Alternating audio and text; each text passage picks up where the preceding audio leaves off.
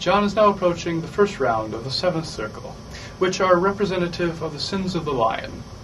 This round contains Phlegethon, the boiling blood river, which houses the sinners who are violent against neighbors. Since they spill blood in life, they now spend eternity in it. The degree of their punishment is directly related to how deep they are in the river. I believe John has just reached the river. John? We have now just entered the first round of the seventh circle, the River of Blood. Here at my left, you can see Alexander the Great. Hey Alexander, how does it feel to be submerged in boiling blood for all of eternity? It sucks, man. Well, alright. Back to you, Lucifer. Don't leave me. I'll kill myself if you leave me.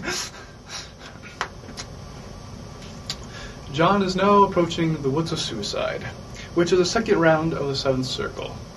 Here, the people who have destroyed their own bodies are denied human form and turned into trees. They are fed upon by the plethora of harpies which inhabit the circle. John, I see you're now with one of the trees. Yes, Lucifer, I'm by one of them now. And I've heard this crazy rumor that if you actually pull the bark off one of these trees, it bleeds. I think I'm going to try it now.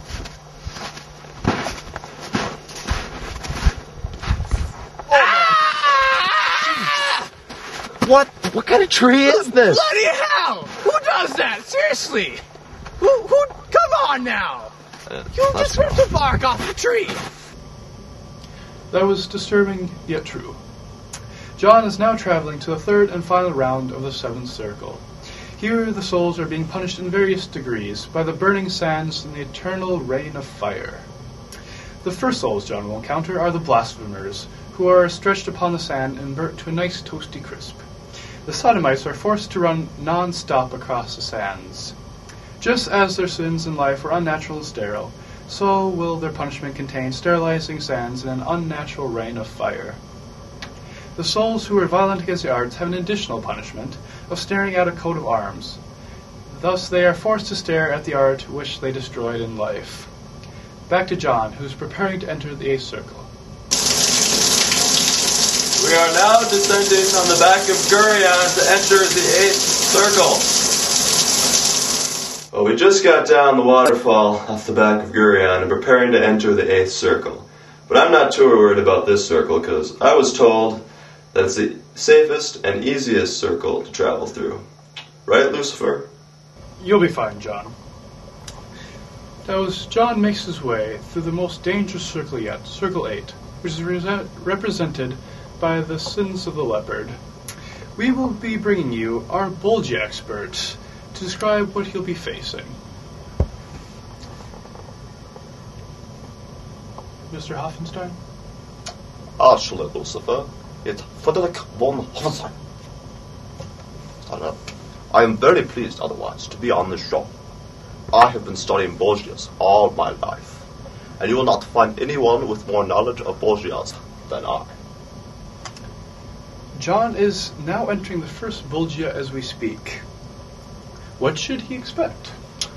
Very good question, Lucifer. Well, this is the Borgia of Ponderers and Seducers. They are forced to walk in circles at a fast walk by demons with lashes, and they whip them repeatedly. That's quite interesting. Is it not? The second Borgia. The second Borgia contains the flatterers, who are covered in smelly, stinky poop. It is covering their entire bodies. It's creeping into their mouths, and there's some poop that is... Okay, the next Bulgia. Yes. The Simenacs are in the third Bolshia, and they are inverted in two black structures where their feet receive a hellish baptism of fire. And as new residents arrive, they drop into the Inferno below. And now my favorite Bolgia, the fourth Bolgia, which contains the fortune tellers and diviners. I especially like this Bolgia, since their heads are backwards, and they are forced to try and walk forward.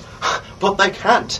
It is so ironic that in life they tried to look into the future, but now in the afterlife they can't even see in front of themselves.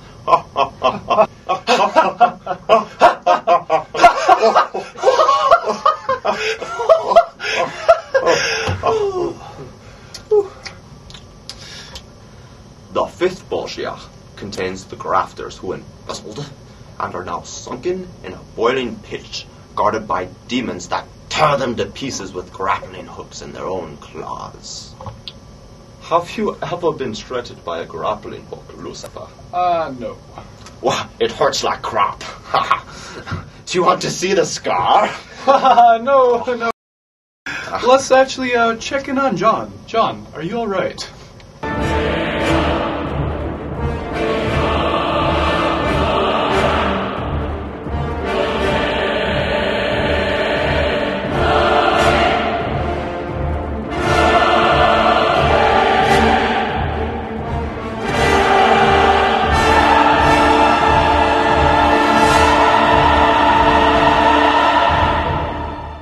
Didn't you tell him that the bridge was out? He'll be alright. The sixth Bolshia.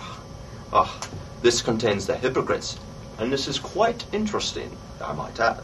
They walk around beautifully ordained robes, but in these robes are massive lead weights. Talk about a heavy conscience.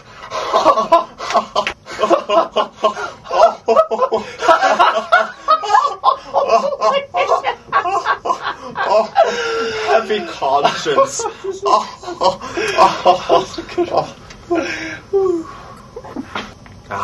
The seven Bolshia is next. Now this Bolshia is my favorite one.